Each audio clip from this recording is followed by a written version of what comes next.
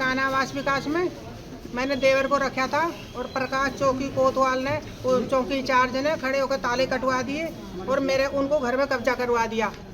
और कोर्ट से तथा स्थिति चल रही है, कोर्ट में मुकदमा भी चल रहा है। उनको घर में रात घुसा दिया गया है। जब तक वो नहीं मकान से निकलते मैं घर नहीं जाऊंगी। मैं यहीं मरूंगी आत्महत्या करके, यहीं मरूंगी। मैं बिल्कुल नहीं जाऊंगी।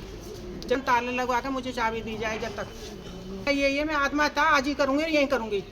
ये सच्चाई है, झूठ नहीं है। मैं धमका डरा नहीं रही हूँ।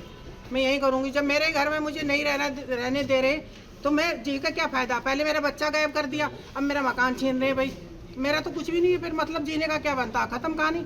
जमीशा प्रकाश सर ने, चौकी इंचार्ज ने खड़े होकर ताला कटवाया है। एक भेड़ का लड़का है, वो पार्षद है हमारे, और हमारा आस पड़ोस के है। एक वो क्या कहते हैं गरोवर है, गीता गरोवर है। एक सुकीजा की बहू है आंसू की, और 2-4 आसपास के लोग हैं कि इतने दिन से ही रह रहे हैं। मैंने वो रखे थे फ्री में रखे थे मेरे देवर। अब उनका मकान बन गया और 3 साल हो गए चले गए यहाँ से, 2.5 साल हो गए। अब कभी भी आते हैं, लड़ने आते हैं, झगड़ने आते हैं, मुझे मारते भी, कई बार मार भी चुके। मेरे 2 साल का पोता को भी मारा उन्होंने। क्या नाम है आपसे मिले हैं? क्या आप कह रहे हैं कि हाँ खाली करवा देंगे आपका मकान और ताला वो क्या कहते हैं मरवा देंगे। और कोर्ट का चल ही रहा है, वकील साहब आ रहे हैं, जितना हो रहा है हम करवा रहे हैं। आपको ही मिलेगा आपका मकान, आपका मकान है, आपको ही मिलेगा, इन्होंने बोला है। ये एक अभी महिला आई थी, एक उसका अपनी कंप्लेन थी उसकी कि मेरे घर के कुछ भाग पे किसी और व्यक्तियों द्वारा, उसके देवर द्वारा कब्जा कर दिया गया है।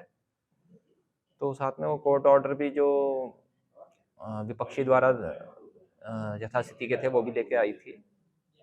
तो इस संबंध में चौकी प्रभारी और थाना प्रभारी को बता दिया गया है, और वो कंप्लेन अभी दे रही है अपनी, और जो भी लीगल एंगल्स को देखकर जो भी सही होगा वही कार्रवाई करेंगे।